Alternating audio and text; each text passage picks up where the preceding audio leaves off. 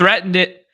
We threatened that we were going to come here today behind the paywall, the doom and gloom of the new members only paywall. And I just couldn't figure it out. So here we are providing free underdog content to the people on a Tuesday, nonetheless. But we got lots of stuff to talk through. Gauntlet just dropped in the lobbies there. We got a sweet 2-game hoop slate, eerily similar to yesterday. Talk through some of the rotational stuff there. And we got to start thinking about Miami. We are going to have to get a little bit of a first look, a little peek behind the curtain here, because we're going to have to break up tomorrow's show into like 2 processes, because we have a very special guest joining us tomorrow. We needed to bring in the big resources, the big guns, get a jump on everybody else to get Nez that 200K in Miami. So the king of the dome, ETR's projections legend, Michael Leone, will be joining us tomorrow to break down the intricacies of the Miami contest and do our best to get Nez that 200K. But for today, Nez, what are we focusing on, my friend? Tuesday, once again, a nice, beautiful is definitely too strong of a word. Interesting 2-game slate today. Yep. And I know last night was a little tilting for some folks, but I think today's slate should lack the drama that took place yesterday. Which, how so? What do you mean by that? So yesterday, not everybody who drafted 150 got a Halliburton Sabonis combo. However, that combination, if it's not being deleted from the contest, that means that contest is that combo is showing roughly like over 100 times. So you're talking about canceling over 600 entries at that point. And it's annoying when that happens, and as somebody that's maxing doesn't get one. Like, I only had one. That was the only what you saw on I finished 10. That was the only one that I had. But I know a lot of other people like that in our Discord that had that combo and didn't hit big and like just min cashed. So and it happened in the buzzer beater as well. So it was happening frequently, but it kind of pissed some people off. And I will say, don't put your anger towards the invisible hand that makes sure that our contests are fair. Let's put that energy towards asking Underdog very nicely and persistently to give us ADP for 4-person contests, because that would help quite a bit.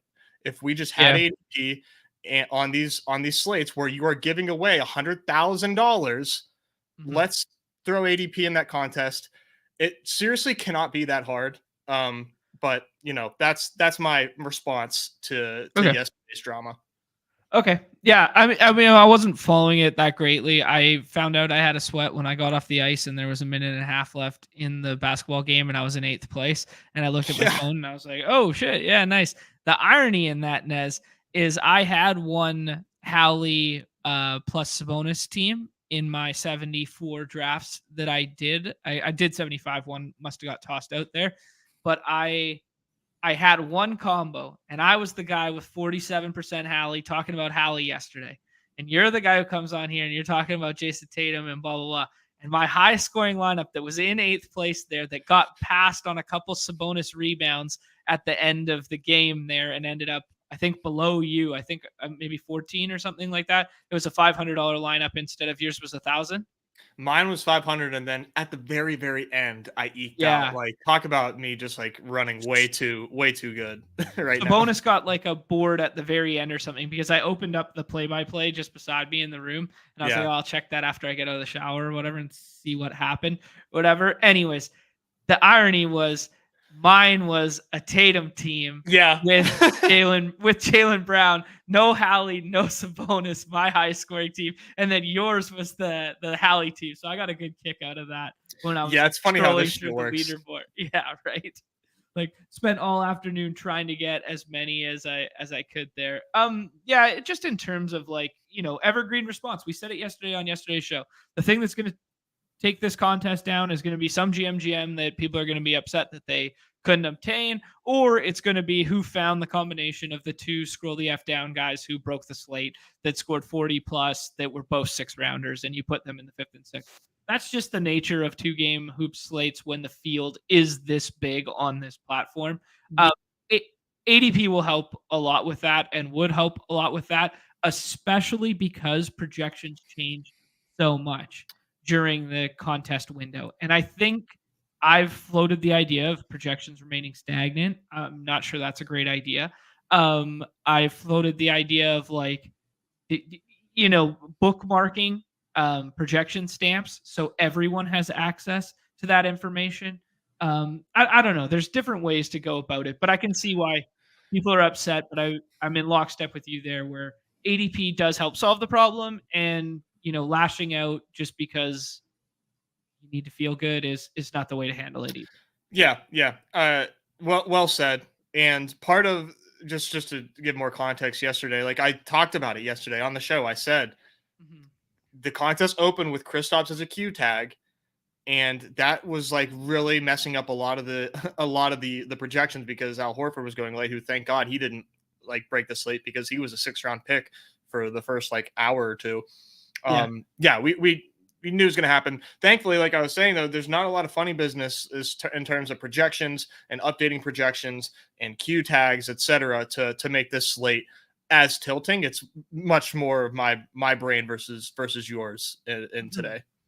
Yeah, let's I think that's a good segue. Let's get right into it then. I do think the one thing I would add to the Kristaps Q tag is it matters less about like whether he's in or out, or maybe even the 1-for-1 Horford. Like the 1-for-1 Horford didn't end up mattering, as you alluded to. But I think what matters most that we lose sight of is when these drafts were done, the front end of draft boards were completely different because there was one additional player in that. So the combos were more readily obtainable in that window in the first 8 picks because Kristaps would be, Kristaps isn't like Eric Gordon is tonight, where he's a 4th, 5th, 6th round pick. He's going in the top 9 of a 2-game slate every single time. And if someone goes, oh yeah, I got a feel for this, Kristaps is playing and he's going to eat Miles Turner's lunch and takes Kristaps at 3 and Jaylen Brown at 5 or whatever Jaylen Brown at 6, then it's just kind of like, oh yeah, he made a concerted play and that allowed for someone else to get that combo. So adding context to the whole, not just yelling at the trees or whatever the analogy is. Not that, but no, I nailed it.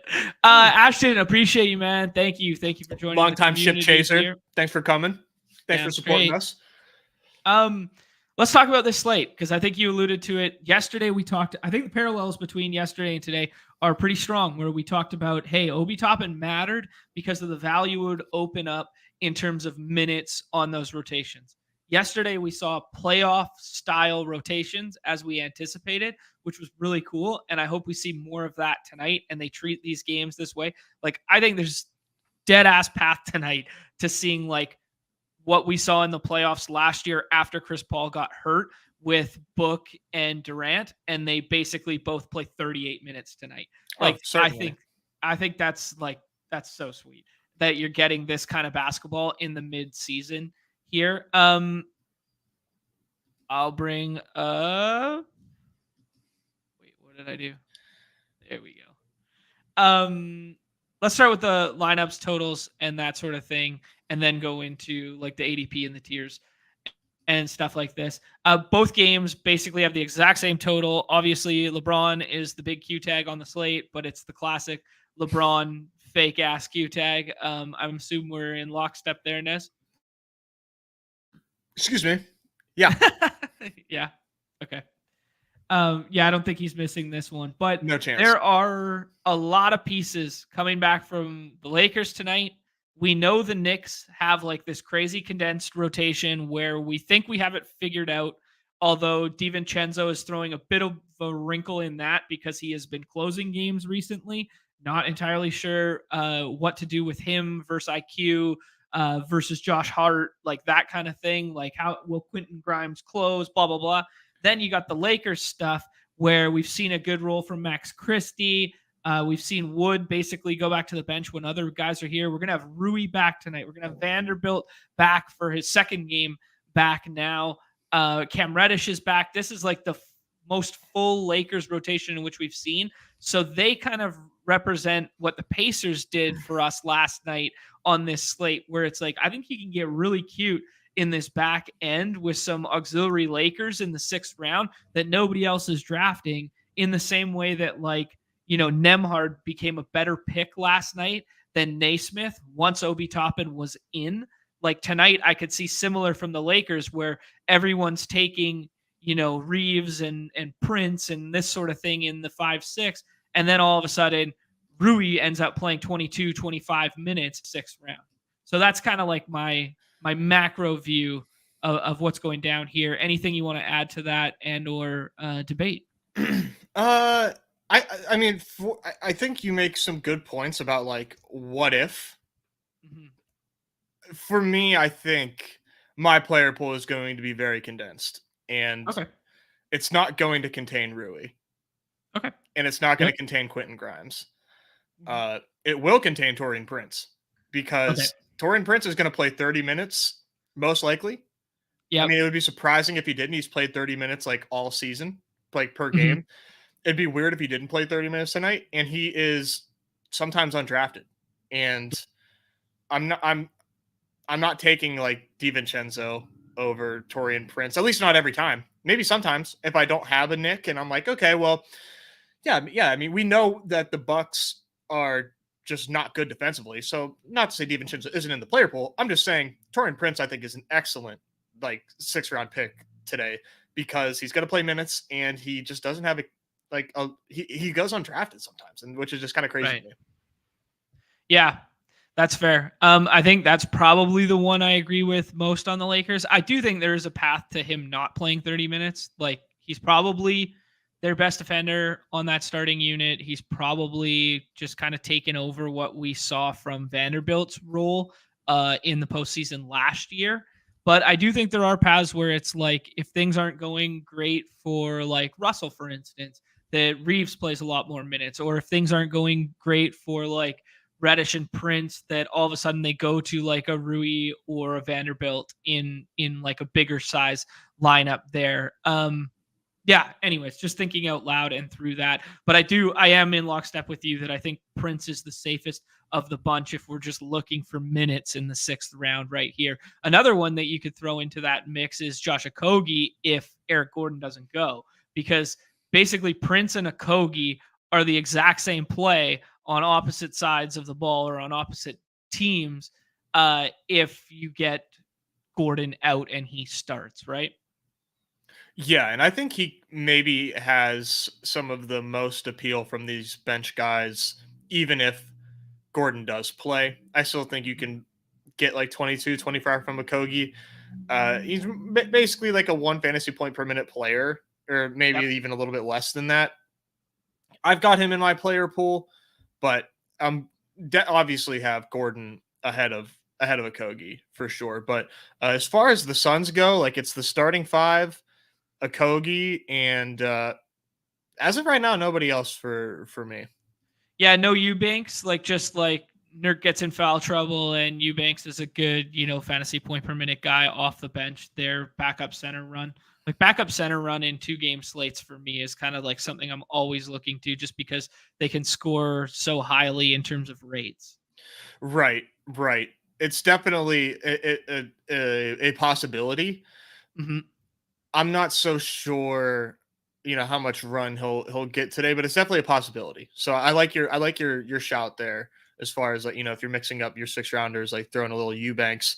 Watanabe is sort of getting some, a little bit more excitement, which is like kind of weird. I'm probably not going to go there, but I heard Engelman today on the process kind of project Watanabe for like more like 20 minutes than what we've seen with like 15, which I thought was like kind of interesting. And he does run with them. He is like part of that second unit.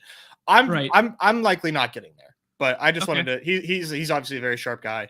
And if I hear him say Watanabe 20 minutes, like my ears kind of perk up. Like, I was not expecting to hear that, but I mean, I do find myself when I watch these Sun games, I do feel like I'm watching Watanabe on the court, like way more often than I feel like I should.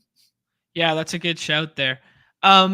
Yeah, there's some other ones there. We haven't gone to the Buck stuff here that the chat is alluding to. Yeah, Mr. T, I feel similar to this, right? Like the Reddits and Prince, I just feel like the Lakers have so many ways to go, and I'm in lockstep right now with Nick, who said it in the chat here, is give me that playoff Reeves back, right? If the Lakers treat this game like they've treated playoff games in the past, like D'Angelo Russell has been playing good ball the last 3 games.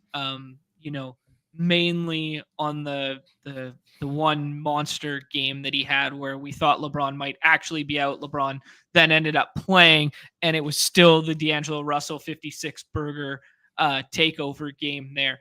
D'Angelo Russell in the postseason last year against these very Suns did not close very frequently, right? Like they basically took him out because they trusted Austin Reeves more. If they treat this game like a playoff game and D'Angelo's shot isn't falling in the first 6 minutes and he's getting cooked, it's going to be Austin Reeves season. And I'm treating it as such right now, Nez. My highest exposed player right now is Austin Reeves at 45%. Like that. I like that a lot. I'm a big Reeves fan. Always have been. And I like him today. His projection right now is like pretty low as far as like where he ranks. Like he's below Middleton, below Malik Beasley, Eric Gordon, like right there with Grayson Allen, who I do like Grayson Allen. But Reeves' projection, in my opinion, is probably one of the wrongest out of all the players today in that range, especially. So I like that call a lot with Austin Reeves. I'm gonna have a lot of him. Reddish, I do think is like interesting, but I do think we're gonna see more Reeves tonight. Okay. A couple names being brought up in the chat there with this Bucks rotation. These guys are getting ahead of us. We haven't got to the Bucks yet. Bucks seem really condensed to me, but that's on the basis that they trust Beasley and Middleton to up Middleton's minutes from like the 25-ish and the little cap that he has had in recent memory. I think he got as high as 28 recently. They're 26, 27, basically 26-40 was his high. There's that. And then this Malik Beasley playing like 38 minutes and stuff like this. If this is a trend that continues, I mean, he's probably underpriced where he's drafted right now. It's just really hard for me to ape in on Malik Beasley for what it's worth. It's a little hard for me too right now. I'm only through 46, say only. And I only have 4 Malik Beasley teams right now. What is like really annoying for me is I was so early on the Malik Beasley stuff, waiting for him to get like that run that I was like, that I thought was just like inevitable. And I lost a lot of money trying to predict that, trying to be early on that. And now it's Malik Beasley season and everybody knows it. And so it's like, it kind of sucks that, missing out on that, but he's definitely going to play a lot of minutes. I don't see any reason why all of a sudden he like would go to 20 minutes whenever he's been giving them good run. And I mean, I don't know the EPM and whatnot, but I feel like Malik Beasley is a pretty good player for them. He's a decent offensive player, helps take some pressure off of Dame and Giannis when Giannis is tired from doing his fullback dive every single time down the court. It's tough because the Knicks are like not an ideal matchup, right? Right. Yeah. No, of course. Yeah. Couple good ones there. The Beasley minutes, like just the power of minutes alone on a short slate like this. It was something we talked about yesterday, where it's like, even if these aren't like high rate players or like whatever, just the fact that they're on the floor matters so much. And I think that's kind of like the bull case, bear case on Beasley, Grayson Allen, like that sort of those archetype of players, right? What say that again? Just the fact that like we're just aping into minutes. We don't really care like what the rates look like. We don't care whatever, because it's like, where else are you going to find 30 minutes in the 5th round if Malik Beasley falls? Oh yeah, absolutely. I mean, we are 100% at that point. At least for me personally, like it's a lot. It's way more minutes over rates. 100%. Yeah. Yeah. Unless the player in question is Quentin Grimes, because he can be replaced. Beasley doesn't feel like he can be replaced. Like there's a lot of closing lineups that the Knicks can go to. Beasley just feels like he has to be a part of it. Yeah, like I don't think Campaign or Beauchamp are stepping in there. It's probably going to be pretty condensed on the Milwaukee side. The Knicks, though, I mean, this is the flow. This is a flow chart matchup, right? Yeah, you're right. And it's way more complicated on the Knicks side. A lot of confidence in the chat as far as who they're playing, who they're not playing. I couldn't tell you on the Knicks side. All I know is that Grimes is not going to be a part of it for me, and that's kind of scary. Yeah. You know, but nobody's touching him, so he's not going to burn you. That's a good point. No one's really getting there. But I mean, Josh Hart might play like 38 minutes tonight. Right. Yeah. Like, alluding to here, Crutch is saying that he thinks he's overdrafted, where the flip side of it is the defensive end is like he's got to guard Dame, right? So, yeah, very interesting there. But you talked about flowchart, where it's like, what have we talked about all season long is we've talked about guards against the Bucks and how guards have been cooking. Shout out to our guy, Mike Zakarian, wanting to be a two-sport athlete here, providing us with that nugget there. But yeah, I don't know, man. For me, it's like, do you have a lean in terms of like this Brunson Randall stuff? Because their ADPs are going like pretty high and we always go back and forth. And it looks like Randall goes every single time. I might be Team Brunson tonight. I am like strongly considering doing an experiment where I go Brunson over Randall and just see what happens. It's a little concerning, and part of the reason I'm not is because like Hart and IQ and Barrett. I mean, I don't know for certain that like they cancel each other out, but finding my like RJ Barrett is my highest owned player right now, at over 50%. So, I mean, because I think his price is just too low. Okay. He's there every time for me. He projects better than I think people think, and they look at his box score, don't see a lot of minutes. RJ Barrett, I would be shocked if RJ Barrett plays less than 30 minutes tonight. And I think when you look at his box scores, you look at RJ and I believe you don't see 30 minutes in there. 26, 23, 28, and it's a bunch of mid. But their defense is terrible. Barrett's going to play a lot. I'm really liking it's just a flowchart matchup for me, man. Yeah, I'm on the other side of this one, Nez. This is RJ Barrett. I have 11.8% right now. Do you know where you have him ranked? I deleted the ranks before I did, but we can guess as we go through it.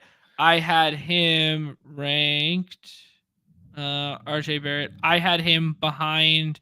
I was thinking Middleton bump in minutes, so I had him ahead. I had Austin Reeves ahead, and I had Malik Beasley ahead, and then I had RJ, I think. Something like that. Gotcha. Yeah. And then it was Gordon, then it was Hart. I think 1920. That's what I was running with. And then Portis, then Allen, I think. Yeah. All right, guys. Yeah. Bring it on. Let's go. Yeah. One thing that I am like noticing, and I haven't been paying too much attention to these exposures. Like this is honestly the first time that I've updated my 46 drafts to see where I'm at. I want more Reeves. I don't have a lot of Reeves, and it's because I have RJ over Reeves right now. So yeah, I think this slate is very interesting because there's like certain points where we can take stands similar to last night. You could take a stand on the Pels guys that you liked last night because you could have whichever one you wanted depending if you rank them because of the tier breaks. So I think tonight there's like this tier, just like the Giannis and AD tier. And I think almost everybody has it ranked this way, though I've seen AD go one a couple times. AD would look very, very enticing if LeBron somehow didn't go, but I don't think that's in the range of outcomes right now because I don't think the Q tag's real.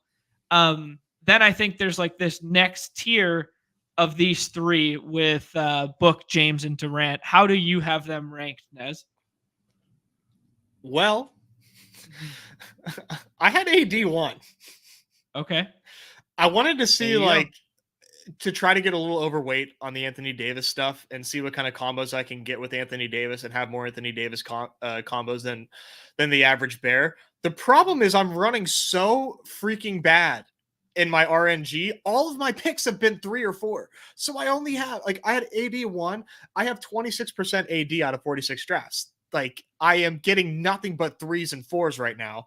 So I have a shit ton of Devin Booker, which, like, there's no one's upset about having a lot of Devin Booker, but I've got a lot of Devin Booker right now. But I think, you know, I would still put Giannis, like, if I'm like trying to project and be correct, I'm gonna put Giannis over AD, but like I'm just playing a game. So I got AD over Giannis, and then Booker, LeBron, KD as you have it. Interesting. Okay, cool. Huh. Okay, so what is your Giannis and AD percentage right now, having done this? I have one Giannis share. Wow. Okay, so it's resulted in full fade Giannis because 2. Giannis is. It looks like 2, actually. I apologize. Uh-huh. But yeah, as of right now, it's a full fade of Giannis. The fact that it hasn't worked out yet, and I only have 26% Anthony Davis, tells me that, like, I need to just, like, rank these guys default, because I don't know. What do you think? If I experiment fit, like, I wanted to see what it looked like, and it hasn't worked out yet. Now I'm getting scared. No, don't get scared. Don't put the condom on. Don't give up. You're on a heater right now. You've been taking down contests. You're new exploitative Nez. You are not old triple condom double hedge Nez, and you are going to make sure that you stick to your guns and your convictions right here, Nez. And you are going to go, this is Miami. This is my week. This is how I'm doing it. AD over Giannis, Book over the rest. It's the delusions in my head that are allowing this to take place. But I'm at 50% Book. So I think that means like 50% of my drafts have been from the 3 spot, which might explain a lot of my exposures just in general, because on a slate like today, everything is so like, hey, if you're at the 5-4 hole, your team looks like this, and etc. You know, down the line. So that might explain all of the RJ Barrett as well, to be honest. But 50% Booker, 37% LeBron, 28% KD. Okay. Yeah. Everybody wants me to pay the rake today, so they're like, keep going, Nez. Giannis. We believe in you, Nez, but we're not tailing you. Exactly. Do as I say. That little hand on the court from our resident New York hoop enthusiast, Nick, saying that RJ's been said that migraines have been holding him back. He's had like a month-long migraine stretch here, and then Crutch is providing a little context to it, that's basically what Percy Harvin dealt with, like chronic migraines like that. So I don't know. He's a tough Canadian kid, though. You know, I mean, pop some Excedrin and get your ass on the court. The pop some Excedrin is your version of my put on the flak jacket, bud. Yeah, no, but it's just your ribs. But in all seriousness, as a migraine sufferer that is not chronic, I understand how like difficult that can be. So hopefully RJ's okay, and I'm you know, just putting my chips on him getting some playoff run. All right, I like it. I respect it. I had Giannis over, and then I actually have KD over Book tonight. I like KD, man. I don't know. Point Book has been like completely different. I can't shake how bad that calf injury looked. And then he took the 1 game off and then came up and put up 57 fantasy points and buried my ass. So, you know, when he had the Q tag. So now I'm like, all right, maybe it's time to capitulate here and just put Point Book over top of AD there, but or over KD rather. So I don't know, but I was trying to get over the field on Durant, and it didn't really work out. I'm not going to lie, because I have 30-something% Book, and my KD is only 27% right now. So I don't know. Maybe I was just manually drafting too much. Yeah, but yes, Crutches is correct here. Like the playoff Book, it looked like his team, man. It dead ass looked like his team. This next tier. Oh, before we move on to the next tier, a couple things. Johnny Basketballs, aka Johnny Footballs, has joined. Thank you, my friend. Thank you for joining up. And speaking of joining up, we got one more to add in the queue. Yeah, buddy. The man throwing out all of our drafts. Hey, what the hell's your problem, dude?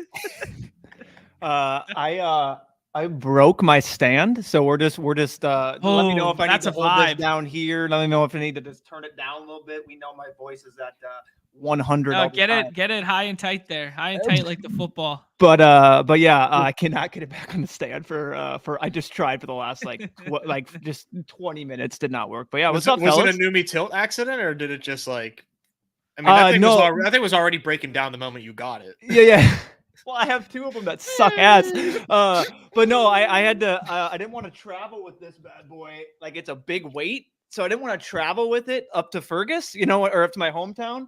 I'll just dox myself, whatever. But and I didn't want to travel, so I undid it. I'm like, oh, this would be easy to put back on. Let me tell you, not easy. Not simple. So yeah, we're just left with the vibe here today.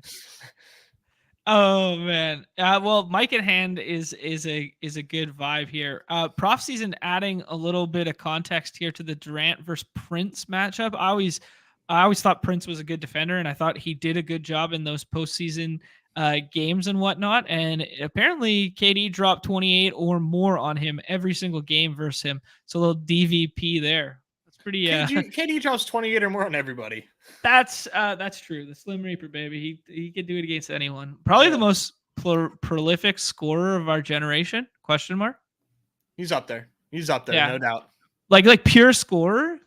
I mean, you don't want to have the Braun conversation. Like, take Braun out for a second. But like, one of the most pure scorers like ever. Period. Yeah, one-on-one. Good luck.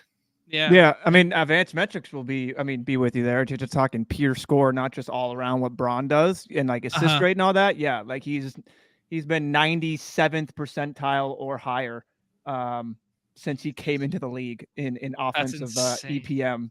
So like that's literally, like you said, it's literally incredible. Like he's just it's great. Yeah, that's why I don't know if you guys saw. Just sorry to derail quick, but did you see that basically they posted like, who does this look like, and it was Chet.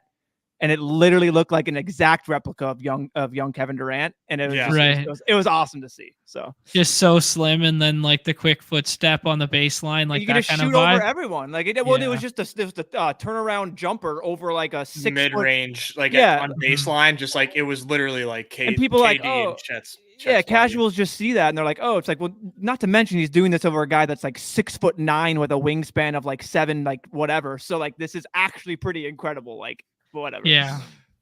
Very incredible. Holy. Okay, let's move into this next tier here, guys. Because I think this is where you could get really exploitative versus the field, is these next two tiers. And if you have like a definitive lean, I think you could do some real work on this slate. So if you have a lean between Brunson, Dame, and Randall, whom do you guys prefer this evening? Bing bong. Take them both. Wait, so you're taking Brunson and so you're okay. Brunson. I'm gonna take Dame for that. Like I've done 2 of my little admins over here, and I just love Dame. I know it's the Knicks, which slow it down, but and I get you. We can go to the Mike Zakarian here, where it's just guards against the Bucks. So we just continue to say it, which I do get, but I think I'd be Dame. Yeah, I'm taking Knicks, man. I'm trying to get as many of these two as I can tonight. And who do you have ranked ahead? It's Randall over Brunson, but like I do mix it up if I get bored. Okay. So because like I said, man, I'm like I keep getting that freaking 3-hole, so it just keeps I just keep getting a Randall book, just like over and over and over. Yeah, fair enough. But we all agree this is kind of like the next tier, and then we talk about this next tier in Nurk, Russell, Lopez, and then who else would you add to it? I would call that its own tier. Yeah, this is kind of like the next 3. I'm not gonna lie, guys. I like Splash Mountain tonight. I like Brook Lopez. I've been taking Brook Lopez. I know Neumy's gonna come in here and tell me that Mitchell Robinson matchup is not bad when you for him, and Not when you can just step outside the 3-point line and be Splash Mountain. Like, you know what I mean? Like when Robinson wants to be anchored down the paint, not to say he can't come out there and obviously disturb him with that, with his reach and everything, but that's not typical like Mitchell Robinson and also Isaiah Hartenstein, who are their best defenders. So yeah, if anyone could take advantage of it, it is a 3-point big like Splash Mountain. So I don't hate it at all. Yeah, I've been mixing and matching in this grouping, and Brooke is the guy who tends to fall the most out of this grouping. So I've just been kind of like snatching it up when he falls, kind of thing. I got 42% Brooke Lopez right now. He's kind of been my third round target just in general. And it's part of a game theory play also because I'm playing the Reeves overtaking Russell bit too. So I'm kind of like doubling down on my Reeves stance, doubling down on my, hey, the starters are going to play huge minutes for Phoenix and the offense is going to run through Book and Durant. And then my auxiliary pieces are going to come at the back end, are going to be Phoenix pieces, like usually, because I like Okogie late, I like Allen late, or I like taking a swing on Gordon late. So my whole like structure of this is, well, if I believe those things, it's Brooke Lopez in the third for me, maybe Middleton or Beasley in the fourth. So that's kind of where I've been gravitating towards. Am I an idiot?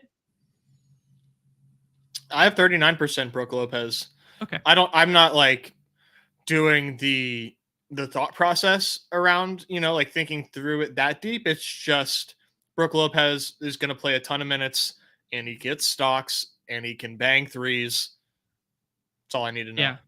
Yeah, you know who's going to break a slate like this? We talked about it with Herb Jones last night. We said it on the show. Herb Jones in the 5th or the 6th will be in the optimal because of the stock upside. And he didn't even necessarily show a huge, break the slate stock game even, right? It's like, who can break this slate with this scoring system from the 4th round?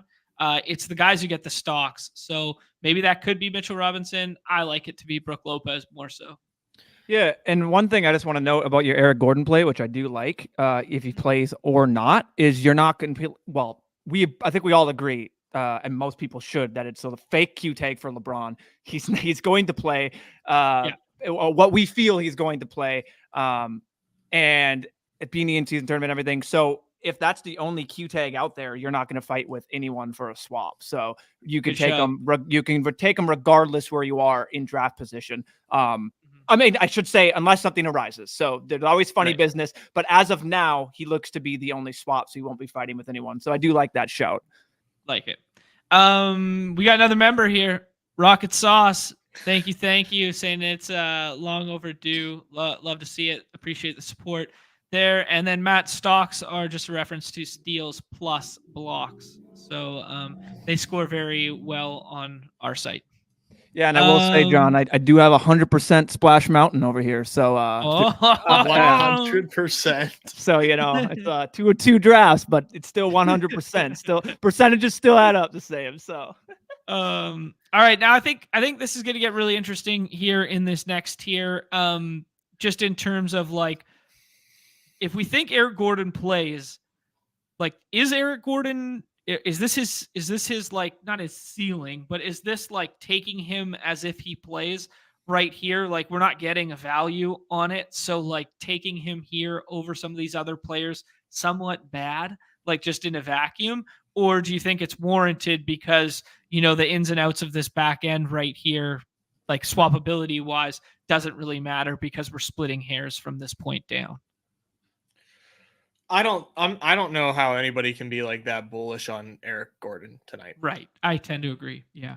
I don't think that's where he's going in drafts. I think you will see him fall to the 5th a good amount. I don't know if I want to say quite a bit, but like Mitchell Robinson, Beasley, Barrett, Reeves, all over Gordon for me. Okay. And then you left off Middleton there. You don't think Middleton gets an uptick in minutes in a game that matters here?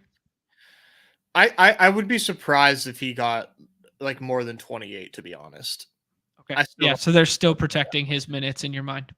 In my opinion, yes, but okay. I mean, he's next, right? Like that, like in my, like he is right there next. And I believe you can include him in this tier, but me ranking them personally, I don't think Middleton has I don't think he has like a 40-point range of outcomes today.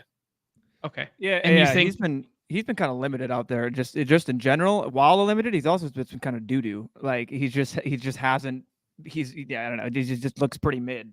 To be honest with you. Yeah. No, you're definitely right, Neumy. Like he has not looked good this year. He has not looked like the same player in which he was a year and a half ago when the Bucks were making those runs. Like he looked like a difference maker in peak Bucks postseason runs and stuff. Now he looks like hurt old man who can only pull up from 3. Yeah, he had a couple. I'm looking over here. He had some it looks like he had some plus EPM games before this like November 26th inactive. Since he's came back from that, it's just been he's been struggling to get over negative expected plus minus here. And just looking at stats and everything, he's just been kind of cold and everything. I don't know. So, but I mean, with the people in that range, what do you exactly do you need? You know what I mean? When you're looking over Reeves, Hart, like. He could definitely get you there, but it just seems thin. Yeah, that's fair. I've been taking him over Hart. Maybe that's bad. I just give this Knicks Not rotation. Bad. No, you don't think it's bad? I give this Knicks rotation like a little more credence than we've seen in the past in terms of Tibbs could get weird with the closing lineup because he has recently. And if Hart's not a part of it, I'd rather have the upside in quotations of Middleton getting hot from the field because like Hart, you're just looking for 2 stocks, 7 boards, and hopefully he falls into 10 points, right? I mean, he has shown a little bit more of a ceiling than that in recent memory and gotten to 17 a couple times, but that's a realistic mean projection, is it not? No, you're 100% right. I mean, I'm not taking Hart over Middleton. I'm not. I mean, if I said that, then I take that back. But no, Hart is. Total minutes merchant. As far as the projection blend goes for today, he is above the likes of Reddish, Grayson Allen, and Taurean Prince, according to the old blend. But that's by it's actually, it's by 1 point for Allen and like a couple points over Reddish, Prince, and Hartenstein. But Hart gets drafted like every time though, so that's not like that's not like a mind-blowing thing that I just said. Sure, yeah. I just think, man, that there's so much fragility in Prince's minutes. I don't know, man. I know you said I agree. He plays 30 and stuff. Agree. It's just like he's the one piece right now for me. Hart and him are like the 2 pieces where I'm like, man, these guys could play 32 or these guys could get froze out for the bench guys. Like if IQ gets hot, they leave Grimes on the floor, something like that. It comes at the expense of Hart staying on the bench as well. The Prince one, as we alluded to, with if Reeves or Rui or Vanderbilt or something like that, if they go a little bit bigger, it's interesting, man. It's a really fun slate once you get back in this range. Is this where we put Gordon then? Are you taking Gordon over Hart, guys? Yeah. Okay. For sure. So that's kind of like the end of that tier, and now we can introduce us to what we do with Portis, Allen, IQ, etc. What do you guys think? Yeah, this next tier and the tier we just talked about do kind of like blend a little bit as far as like how you want to go. I wouldn't consider that very static. The list we just named, I wouldn't consider very static, but that's just, it is kind of a choose your own adventure type of day, in my opinion, to an extent in this range. But yeah, let's this is a kind of a fun range here. Yeah, I think this is a tell the story range, right? If you think they go a little bit smaller and they play Portis a lot tonight, or you think Middleton's minutes are limited, like Portis is a walking double-double when he gets 28 minutes or something like that. So like I could see like Portis having like the highest ceiling of this group, and then IQ, where like if IQ just gets hot and Cook's guards, like the narrative is alluding to here, like if IQ gets hot, man, like just leave him out there, right? It's kind of like the TJ McConnell thesis from yesterday, but his playing time is actually guaranteed in some respects. It's just whether they go, closing lineup or whether they go, mid-game lineup of Hart over him or DiVincenzo over him to close, which they've done in the past over both him and Grimes. I think IQ probably has the widest range of outcomes on this slate, next to like Mitchell Robinson. Okay. Agreed.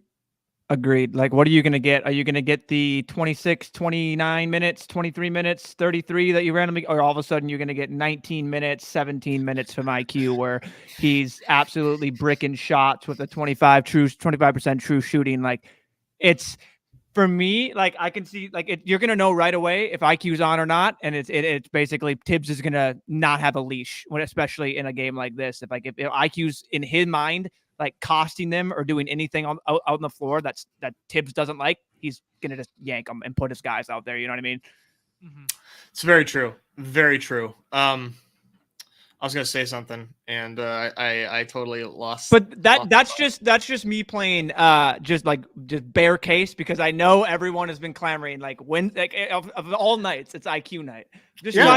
I'm just trying to point bear case. But now that I said that, IQ's going for a legendary game. It's Linsanity's type game. Like, you know what I mean? Like a wise man once said, it's all about ceiling. Sometimes it's about game environment. Porque no los dos. We have a very high ceiling in IQ. Yeah. Right?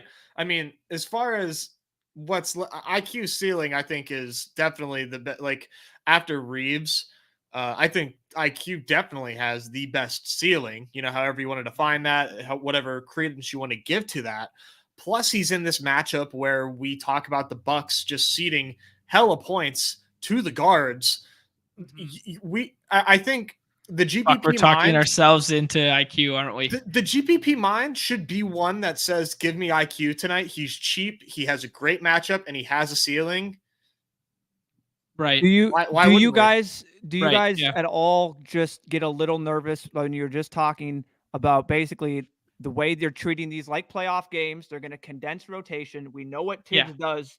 Like, I mean, this could happen in all the games. Like, it's just like these 6 men right on the bench guys that we know we love IQ, but it's just like, hey, it doesn't matter. Like, this is a quote unquote playoff game, and Tibbs is going to go out there and just Tibbs it up, and all of a sudden these guys all get 40 minutes. Barrett, Randall, Brunson, Mitch Robb gets 30. It's like, you know what I mean? Like, if that happens, IQ is dead. You know what I mean? Right. In my opinion, like if those guys are doing that, and I don't know. I'm a little wary that their coaches are going to be. We've already seen it trying to get into this stage. Now you're actually in the semifinals, but I don't know. It's just, again, me playing bear case and, having a little fun banter. So no, you're absolutely right. You're 100%. That's what represents like such this wide range of variance in terms of IQ, right? 100%. Which is why he's down there, right? and why he's like your 5th, 6th round click. So what I'm hearing from us is 50% IQ, because it's a 50-50 chance he's either going off or sucking shit. So I mean, the new Nez would be on board with that. So I don't even know who I am anymore, dude. Yeah. Our resident Knicks homer is not Gary, though we love Gary. Our resident Knicks homer is Nick himself. Here, and he's saying Dante DiVincenzo 2 teams ago revenge game narrative here. It's in play. I think the other ones we got to talk about is if DiVincenzo closes over Grimes, Hart, and Quickly, he instantly becomes relative. So there's a little bit of variance in that. If Mitch Robb gets in foul trouble, like he's prone to do at times, being over aggressive on the blocks and such like that, Hartenstein comes off the bench and becomes like the guy who can probably actually guard Splash Mountain a little bit better, because he's more of a stretch 5, less of a traditional big in the paint there. So like maybe the Hartenstein matchup is actually a good thing for the Knicks, and they turn to him a little bit there. We alluded to Eubanks getting some backup 5 minutes. Max Christie is just like this random enigma in the Lakers rotation now that I have no idea what to do with, and he's probably going to be the odd man out. I've cut him out of my player pool. I would rather scroll the F down and take like Rui, because I think Rui has like a higher ceiling than he does, even if he does play there. But Prince, for you, Nez, is it over this like whole tier here? Is it after IQ? What you said, you liked Prince a lot. Yeah, let's see, like, just So Prince is. Sorry, just looking here. I have Prince like behind DiVincenzo and Okogie just in ranks, but I find myself when I'm drafting manually, which most of my drafts have been, I take Prince in the 6th because I noticed that he isn't going. So yeah, I just think he's. I mean, where he goes, there's nobody there that is likely to see 30 minutes, and so that's what it comes down to for me. It's like DiVincenzo maybe pops off because we like the guards, and I actually think he's a good player, but Prince is going to play 30 minutes, in my opinion. So, but you do make good points. Like he could very well be the odd man out. I don't like. Do you think the scenario in which he is the odd man out is if they are like playing catch up? But like, because I'm of the mind too that he is not like an offensive minded like starter. You know what I mean? Yeah, he's like, he's tell me otherwise. No, he's a 3-and-D off ball guy. That's what he is if his shots are falling. But like, yeah, I mean him and Okogie are quite similar, right? Like I think I don't think he's a guy I want to be overweight too late just because the minutes are there. Whereas if I give minutes to other guys late, I want to be overweight them. Does that make sense? Yeah, I guess just like Reddish. Yeah, see, I think between those two, it's just like flip a coin to me. Like I think maybe I prefer Reddish by like a sliver, but I think Reddish is just as likely to be, bumped from the rotation for some bigger guys as well. Or even for Austin Reeves. Well, yeah, but like when you are taking Taurean Prince, you're not making the debate of Reeves or Taurean Prince. No. Yeah. I'm just saying I would take neither in that instance, and I would click someone from the other game environment. Like who? Okogie. Okay. So I would take Okogie over those back-end Lakers guys. I think a decent amount because at least I have the variance baked in that if Gordon doesn't go, I know he gets, 33 minutes. Yeah, I don't hate that. One little thing I just want to point out here. I'm looking over at my nerdy stuff, and this is basically a point differential for any starting five that has over 100 possessions in the NBA, and in the top 15 for both, we have a Lakers lineup that features Taurean Prince.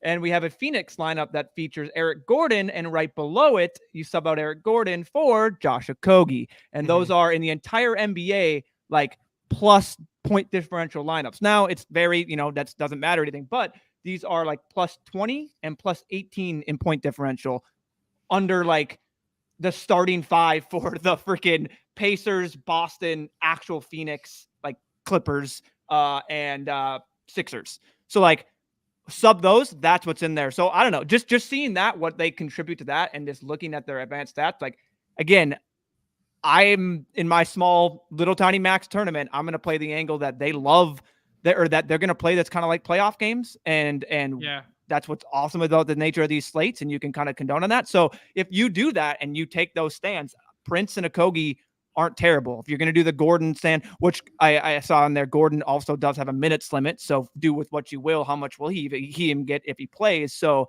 right. No. Those are just interesting things to look at. Like these guys are actually providing like positive point differentials to their team and not like, and doing well this season just in like EPM. So I just see that. And it's like, if they're doing that, and we know that these teams have these advanced stats, like they're going to put them out on the floor, we hope, in like must win games. But right. So maybe therein lies our answer, Nez, that the last round we just like Okogie, Prince, and Gordon when Gordon falls. Oh yeah, love Gordon when he falls for sure, 100%. Rui has a probable tag today. Yeah. I'm not getting to Rui though. I don't know how much he plays. I don't know if Neumy, if you have any good nuggets on Rui, but I know Josh Engelman on the process said that he has him projected for like 12 minutes, I think. So like, that's obviously that's not gospel, but right. No. Yeah.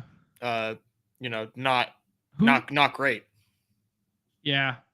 I've done them. I've taken 2 Rui shares. Just I don't know. I think any minutes that pop up on the Lakers come at the expense of Reddish and Prince. But hearing how good Prince has been, even though he's not like a huge fantasy contributor, makes me think I'm probably a little too low on giving Prince's minutes away.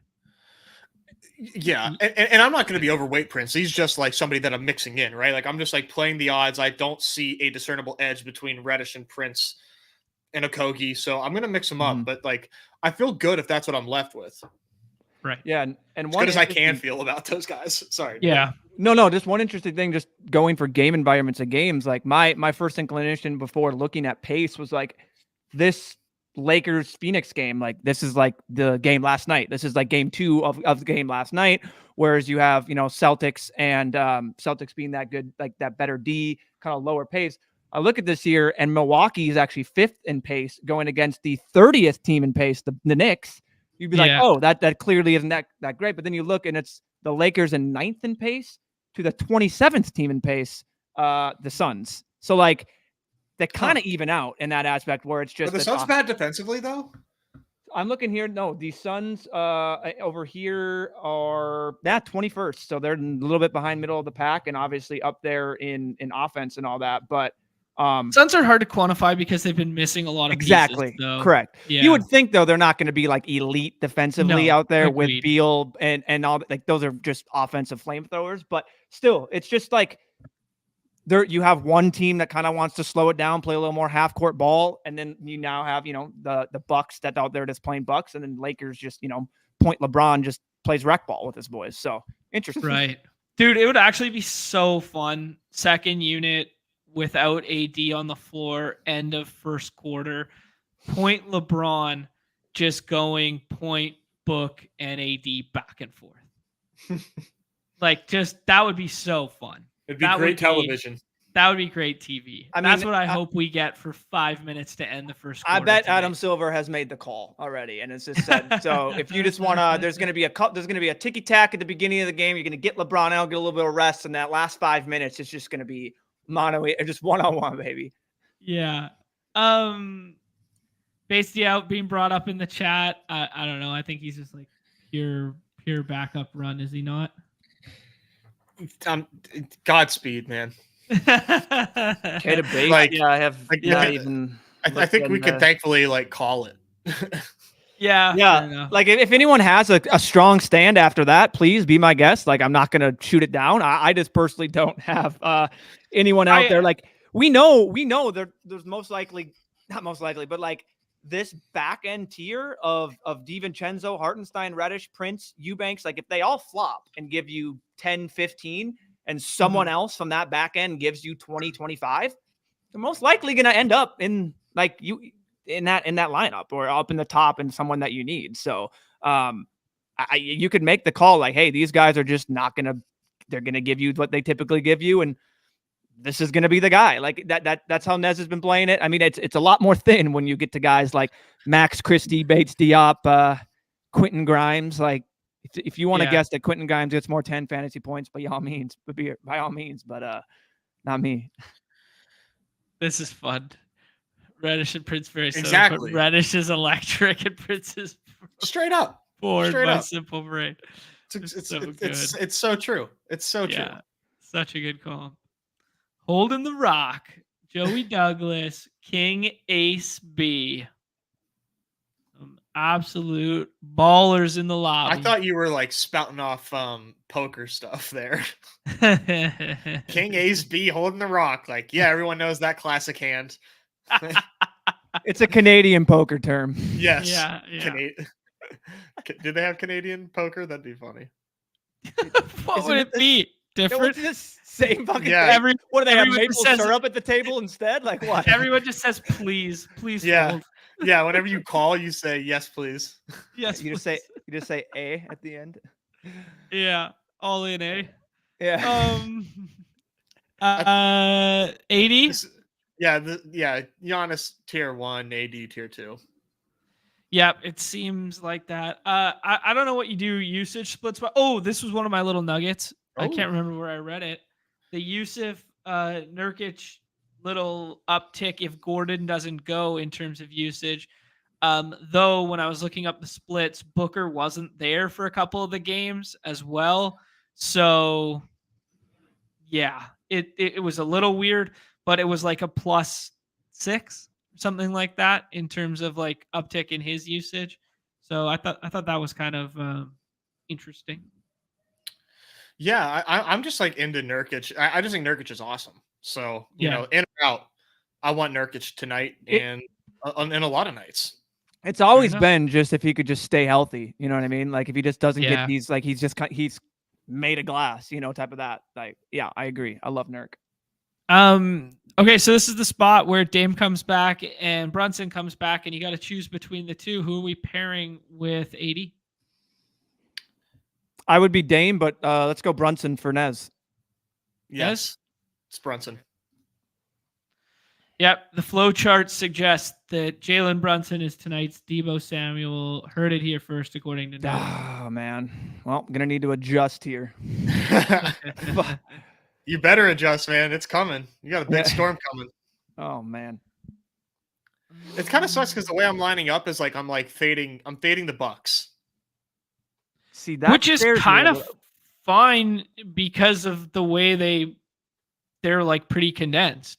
Like, you know, yeah. Like, are you fading Dame? Because I wouldn't Russ. fade Giannis or Dame. You guys like Russ or Brooke? Let's do Brooke.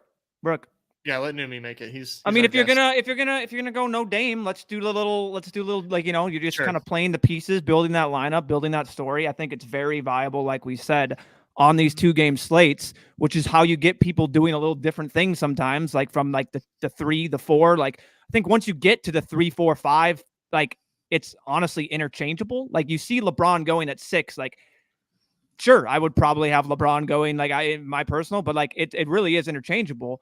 But then when you tell that lineup of the story, we don't take Dame. I think it's nice to just go back and get Brooke, hoping if Dame does have that down game, you get a little Brooke. But I don't know. I've been out of the game for 3 months. I don't know if telling the story is not the meta anymore. Who knows? the meta lately Tell is just story, go baby. all in on one player, and you're either right or wrong, and then you move on to the next. Oh, this is just turned into poker. Great, John wins. No. Okay, so this is this weird ass tier where Nez has been taking RJ Barrett, and I push up Austin Reeves. Nothing wrong. This with is a Austin weird Reeves. ass tier, isn't it, man? This is where like that's what makes the slate really fun. Is like these are not cut and dry picks, in my opinion. Especially with Gordon just sitting up there above everyone, like that clearly is just. I mean, in my employee one, he went all the way to the 6 because it's just like, what are you going to get from him? You know what I mean? Like, right. It's just like even if he plays, like, what do you get from Gordon? Do you get the minutes? Like you? But yeah, and it's a gross tier. Goodness gracious. I just got asked. Where are we looking here? Curry Goat was asking what your best lineup is tonight. I was just kind of scanning through on the other screen. I don't have any that are like jumping off the page, like GMs that I like that much. If you were to look for a GM, sorry, like are you looking at like your last 2 picks and then determining whether or not it's a GM? I was looking at the front 3 to see if I had anything that pushed up. Who do you guys like here? We can do the IQ thing. We could do the heart. We could do Eric Gordon. I like Gordon. I think Neumy said heart, but let's do Gordon. I prefer Gordon to Hart. I think Gordon swap. Like you can like if Gordon's out, would you like? I think Eubanks is like a clean swap. Or not Eubanks. Well, maybe Eubanks. I was thinking more good. No, Okogie's the clean. Okogie's the best swap ever if Gordon's out because he's Okogie jumps into the starting line. A lot, I think. If he doesn't get drafted, he's obviously. Oh, really? He gets drafted. It's interesting. I think What? That's just because you're drafting him. Let me. He got drafted more last night because he got drafted more last night because his projection was in like the 20s, and now that it's down in like the 12s here, and they're projecting Gordon in and moved Gordon up, Okogie's moved down. So, like, I don't see him get drafted a ton. Okay. Picture this. IQ has 2 turnovers. It's in the second quarter. The game is close. Tibbs absolutely loses it. Yeah. And a guy, his glue guy, a guy that puts more hustle into any play, a guy that Knicks team loves, goes out there and does a typical Josh Hart game and gives you 35 minutes with that fantasy point per minute production. I think I'm really going to lean into that like some of these guys that out there that can get those extra ticking minutes are going to be the ones that you need. And I like Josh Hart there. Like that 19, 18, 19, even 17. It's interesting. Like, I think you could make a case for, honestly, like, can you make a case for Quickly or Prince? IQ at the IQ. 6. It's your guy. It's your guy. Yeah, that's IQ. That is a slam dunk 6-round pick. I think guys, Josh Hart over RJ Barrett in a vacuum. Yeah. That's my Debo call. That's my Nezzy Debo call. Josh Hart will 100% outscore RJ Barrett tonight, and he could be. I mean, I like it. I like the Josh Hart play. You want to talk about a guard going against a wing guard, whatever you want, going against that team? Like, he's gonna have Chris Middleton guarding him. Like, he's gonna have them always got. Like, I don't know. So that's my flag plant there, Josh Hart. All right. Especially going at that price, I will say, just at that price, it's a no-brainer for me. T-Box is jumping on Hart as well. Crutches is on IQ as a flag plant there. Nez, I think your flag plant has to be RJ Barrett right now, does it not? I'll happily make RJ Barrett my flag plant. All right. If I can get a little different from you guys, then flag then plant with an asterisk. Flag plant with an asterisk, not TM, not stealing ETR's bit. They didn't even invent the flag plant, so I'm okay. Yeah, I mean, the guy's going to the moon, did it, idiot. Who would you consider the most GM like 3rd round pick right now? I don't have anything other than like D'Angelo Russell and Nurk are like the best like 3rd round picks I've got. Okay, so here's my highest projecting lineup according to the site's projection. It's a 212, and it's AD, Randall, Nurk, Mitchell Robinson, Eric Gordon, Grayson Allen. That's not even like a good lineup. That's pretty damn good. Like, but it's so comparable to what we just drafted. We just drafted AD, Brunson, Lopez, Reeves, Gordon, IQ. I think I prefer the one we just drafted to that. But on the site, it projects for like 10 less or something. I can give you my lowest projecting lineup. Yeah, let's hear it. That's way more fun. I'll give you mine in 1 sec too when I find it. Book, LeBron. Yep. Barrett, Beasley. Portis, Okogie. Yeah, that's like that. I mean, tonight is so flat, man, that I literally feel like that has just as much a chance as like the high one I just listed off. Yeah, it really does feel like that. It is gonna be I don't know how to describe it necessarily, but what did that project for on the site? 178. Okay, so my lowest is 179.5, which according to the site is like 30 points worse than the previous one I just read. This is a Booker, Brunson, Lopez, Reeves, Portis, Okogie. I love that team. Yeah. Nothing wrong with that team at all. Team. I love that team. I think I like that more than the first one I read that had Grayson Allen and Gordon on it, because I think they kind of cannibalize one another. Mm-hmm. Huh. I've got a quad Lakers team that projects pretty well too. A quad Lakers? Correct. It's AD, LeBron, for us, Reeves, somehow. This is an onslaught. Middleton, Eric Gordon. That's probably my best team right now. Yeah, that's pretty good. That's yeah. I mean, if everyone can get there, I think. All right, here's my call. You guys gave your little flag pants. Let's tie. Yeah, Neumy pulling out his notepad as we read them. I'm so dust. Good. I'm so dust. Shit! If I went two calls today, Austin Reeves in the 5th when he falls wins the slate. Brooke Lopez in the 3rd wins the slate. Those are my two. Those are the two I like today. I like it. Right. I'm just like, I'm scared that I don't want Neumy to throw out this 3rd round Randall team I just found. Wow. 3rd round Randall. Toss it, Nooms. Jesus fucking Christ. Oh my God. Do what you got. Do what Crutches you has gotta got for my Crutches Breaking has Bad got heads. Sorry. Oh my God. Crutches has got a LeBron plus Giannis one. We'll send you straight to jail, pal. That's gone. Nice. I just button clicker maxed the buzzer beater. So if you want to play against my my rankings in which we talked about, go ahead. I'm just firing one more because we're still talking here. I'll All right, push let's the do plane one on more. it if you guys want to do something else. Bro, yeah, I want to do like a quick little early look at the slate. We might not have time to get to the Gauntlet stuff too. Those drafts are really fast. I don't know. Neumy came on here, threw a wrench and everything. Neumy, we had a clean cut plan, dude. Sure you did. Sure you did. Okay, sure you did. If it wasn't for me, you wouldn't even have drafted an NBA team now. You'd still, John, you would still be talking about, okay, and then just in case, like, what do you guys think? Maybe Christian Wood, Jared Vanderbilt, Goodwin, like you guys laugh. You guys laugh Jackson. when I go this deep on the rotations, and then you guys watch the actual ball games, and it happens every night that like someone sick like that comes out. Jonathan. Jake Browning last night. There you go. That's one of Okay, good. Okay, good. You'd up, boy. All right, bud. I wanted you to double stack them, and it almost worked out, but you took Mixon, and he went nuts.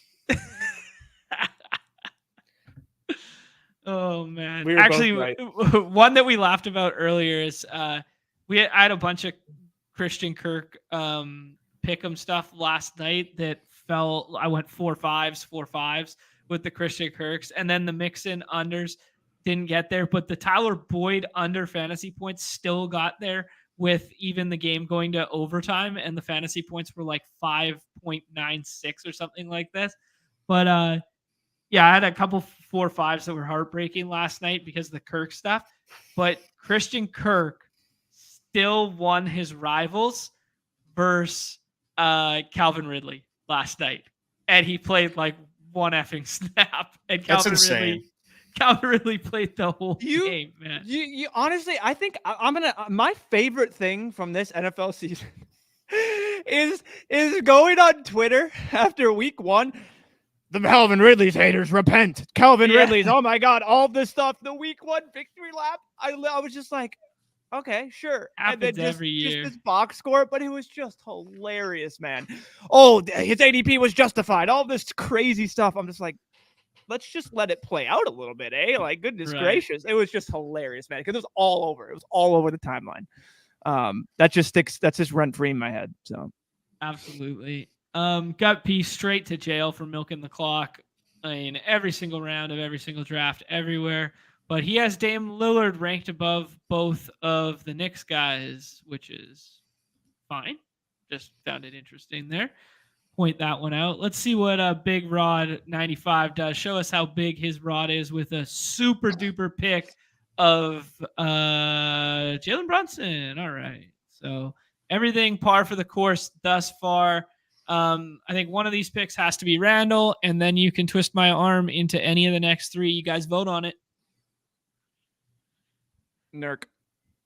Yeah, I'm going to be boring and just say Nurkic. All right, we got 2 votes for Nurk, so my vote does not matter for Splash Mountain. Oh, I thought you actually did it. No. Sorry, never mind. Oh. Yeah, there hasn't been a bigger roller coaster season than Calvin Ridley. It's up there. With removing injuries from the equation, it's probably... Tony Pollard was a nice roller coaster that just went like this. It never went up or down the whole time. It just. He's been doing great. He's been doing great for my dynasty team so far of late. After I made that sleek little trade, my dynasty team, by the way, the only thing that I can care about now, like it's literally my baby. 9 straight wins for you, boy, out there. Wow. Just put up a 230 bomb on the boys. I had CD, Dak, DK, and Pollard all go Thursday night. I was sitting going into the Sunday night or Sunday morning like slate with 115 points. And yes, people do care about my league, John. When did we just turn into like reading off our home league? I have nothing else to talk about. Let me have this. I'm on here once every 2 weeks. Audience on the edge of their seat waiting to hear how many points Neumy had after Thursday.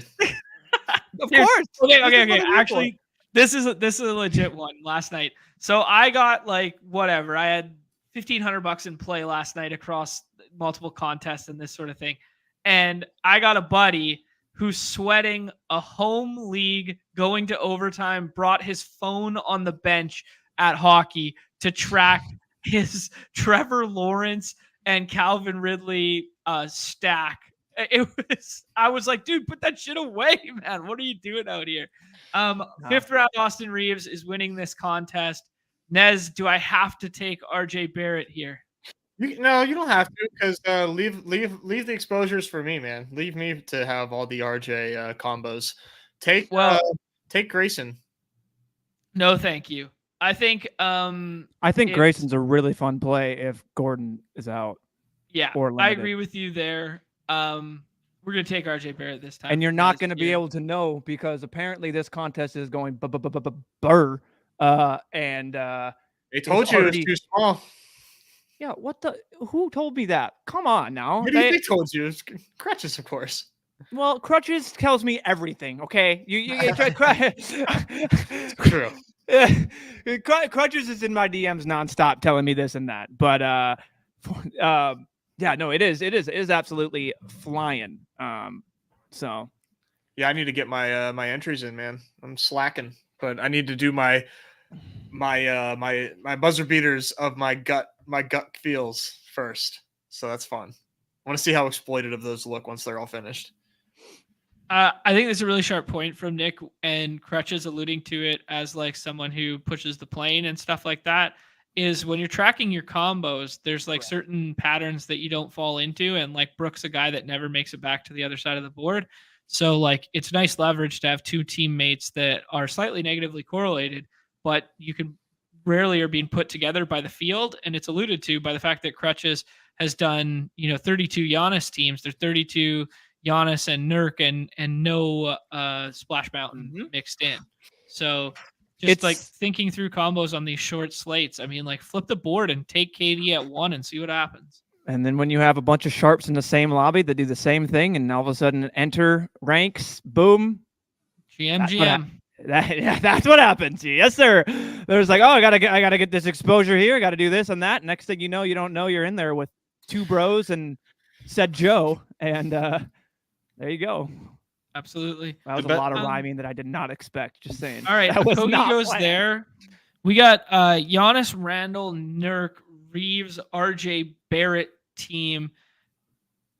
This team's screaming for Prince, is it not? Yeah, Reddish or Prince. It is to me, yeah. Crown him. All right. Let's click this boring ass dude who's going to play 33 minutes according to Nez, and he's going to get us 4 stocks and win the contest from the last point there. 1.2 book day. I like that, man. If you want to get exploitative over something, I know I said I kind of like prefer KD tonight, but like, geez. Woo.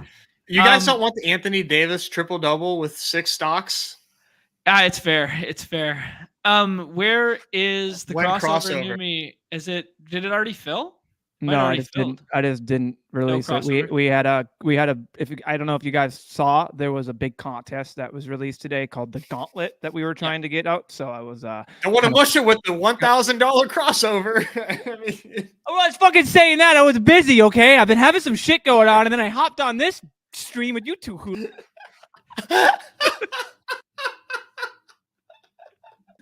I'll do it Give right us the Neumy tilt emojis. Fuck it, I'll do it live, all right? You know what? Here we go. Fuck it, I'll do it live. All right, here comes your crossover. Get ready in the lobbies if you want to play the crossover.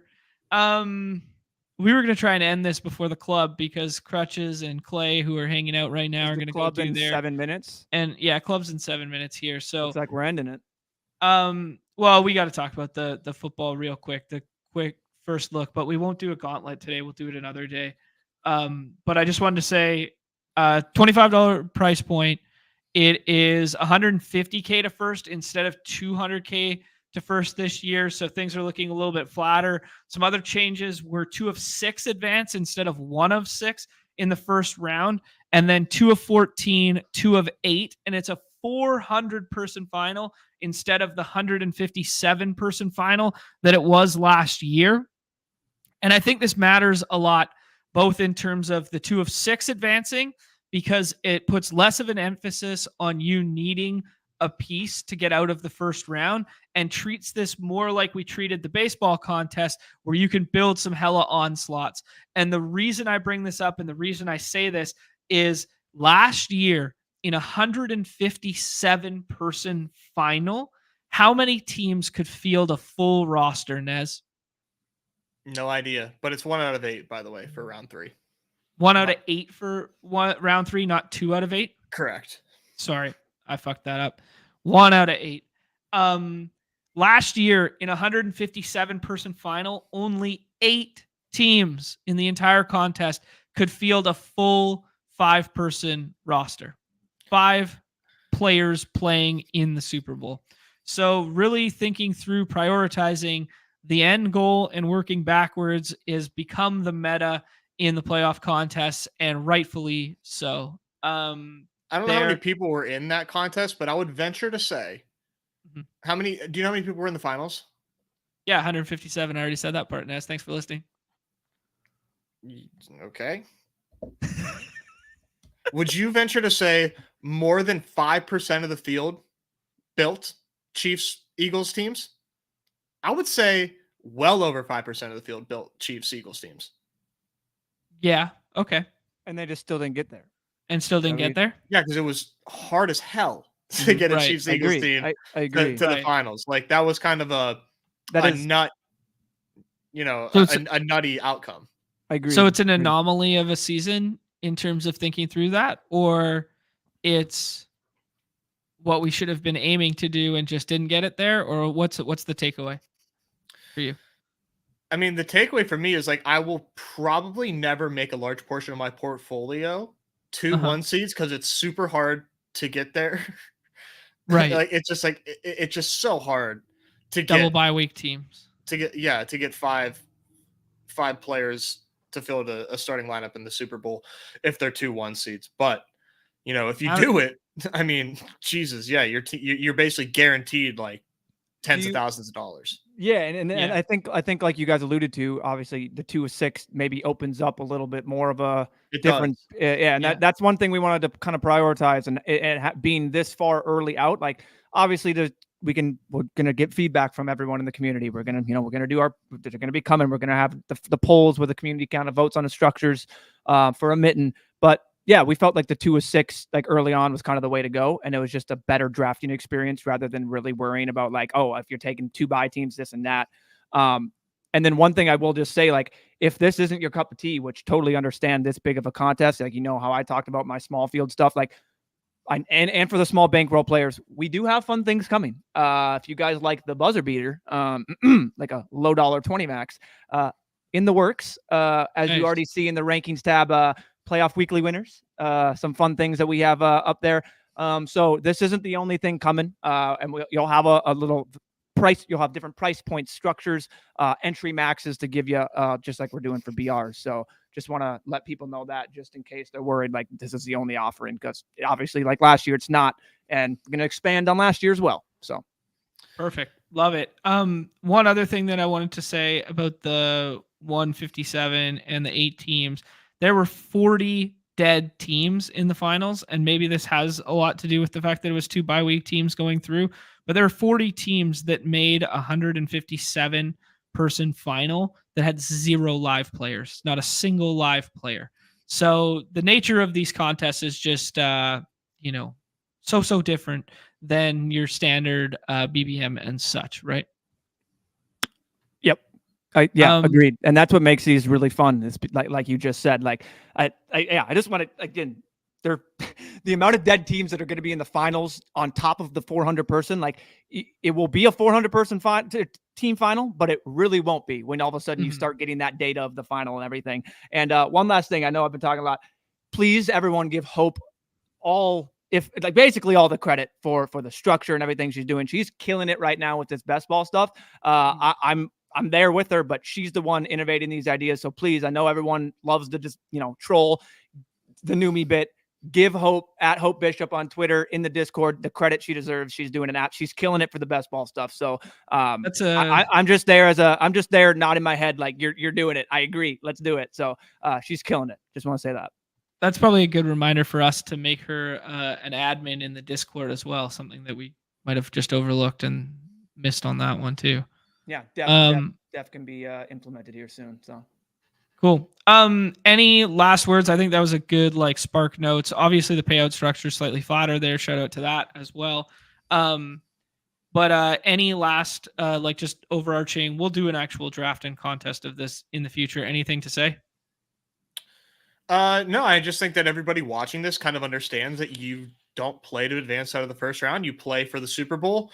And just by building for, that Super Bowl matchup, whatever it is that you're building at the time of your draft, you are doing a plus EV thing. So even if it feels bad, it makes no sense to draft for a min cash. It makes absolutely no sense. So get an idea of what the drafts kind of look like, have an idea of ADP, even though we don't really follow ADP, and do your homework before you enter these drafts and understand what pairings make sense in your lobbies.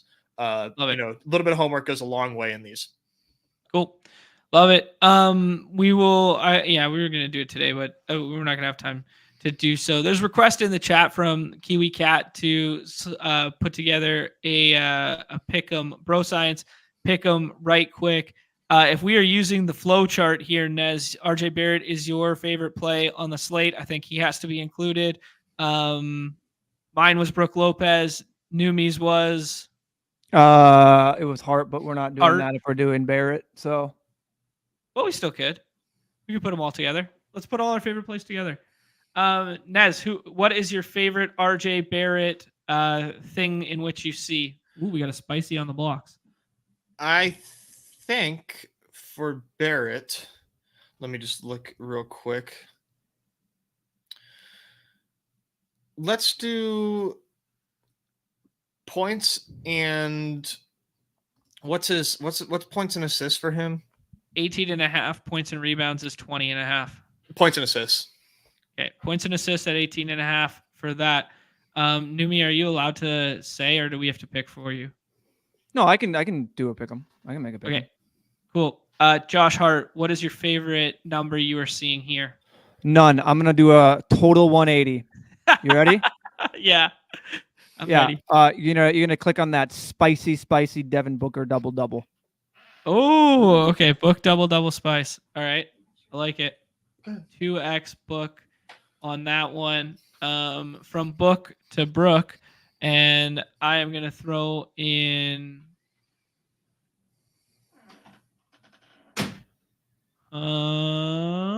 Let me look here. Yeah, so much for bro science. Well, it's a little bit of bro. I think I just like the points on Brook Lopez. I'm not gonna lie. I think he's gonna score tonight, but that 5 rebounds is really enticing. Do you guys have a preference here? Which one do you guys prefer of the Brook Lopez numbers there? I agree. I think he's gonna score. All right. Brook Lopez going to knock down a couple threes tonight. Do you want to keep it at 3 or do you want to add 2 more? Let's do 3. Let's just we each have a leg in it. I like it. All right. There we go. Yeah, the Brook Lopez one, it seems simple, right? At that 5, but dude, it's Mitch Robb and it's Isaiah Hartenstein. So yeah, I don't know. I can't believe Booker double is 2x. It's kind of crazy. I thought that would be 1.5. Yeah. Yeah, that's why immediately I was like, let's add that on there. So what did he do? He this is a good one. Suggested it in the chat. This is where T-Bear saying the 0.5 threes on Giannis. That'd be a good one to add in there. I think I like that one. Nope. No, you don't like the threes? Just hitting 1 3 for Giannis? Out of principle. T-Bears never once gave me a winning pick, ever. All right, there's our quick and dirty friends of the show. Our favorite plays all smashed together. Pick them there. I dropped it in the chat for everybody there. Great idea from our friend, the Kiwi Cat, Run Good Rick. The club is airing now. We've lost our boy Clay to the club. We've lost our boy Crutches to the club. Nez, do you think we should do a really quick and dirty, 10 minutes on the overarching of the slate? Or do you want to save it for tomorrow? Let's just save it. Let's save it for our special guest. Okay. So tomorrow we'll do. We lied to you guys on the thumb. This was a full hoop show. Apologies. Gotcha. Shocked. Personally, I'm shocked. Yeah. Well, if we didn't have a member of the company who is in no way affiliated with this program, just happened to jump on here and take away 25 minutes of our time. Oh man. Juicy me? Good to have Neumy back.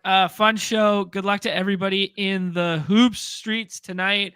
Go check out Crutches and Pete and Andy and Clay and whomever else they happen to have on Club Top Shot right now. Any parting words for the people, gentlemen?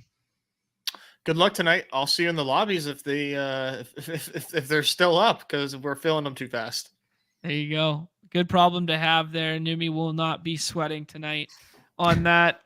We will do a Gauntlet preview stuff, but I think that was a nice little overview which we provided there.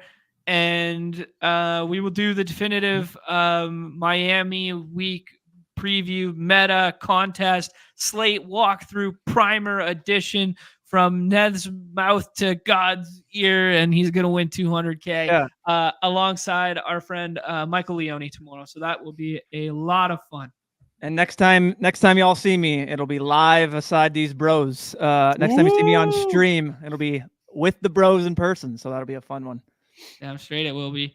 All right. Best of luck to everybody playing in the contest this evening. Just favorite, hit that like, that notification bell, that subscribe on your way out the door. Please consider being a member. And if you're not playing on the platform of the people, Underdog Fantasy, 100% match deposit up to 100 USD using promo code MLB at sign up. On behalf of Neumy, Nez, and myself, everybody's favorite time of the show, the end. Peace, Splash Mountain.